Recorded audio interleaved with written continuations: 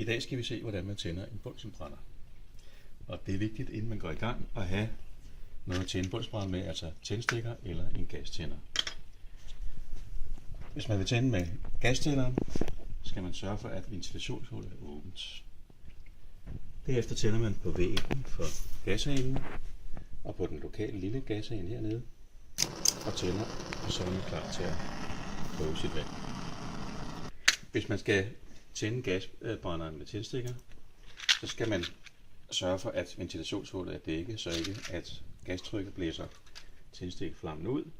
Så skal man igen tænde på væggen, sørge for, at man har tændstikket klar, inden man tænder for den lille gashane på bunsenbrænderen, og så er den klar.